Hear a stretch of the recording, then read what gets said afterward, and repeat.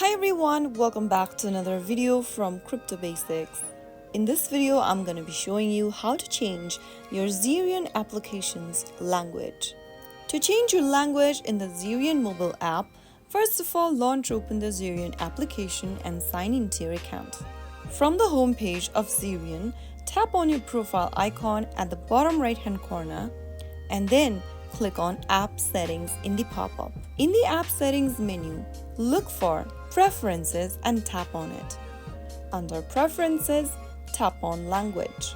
Tap your desired language from the list available and then Zerion will automatically apply the change. So that is how you easily change your language in the Zerion application using your mobile device.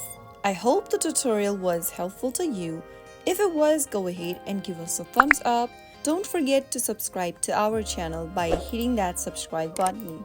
Press the bell icon so that you'll never miss another upcoming upload from us.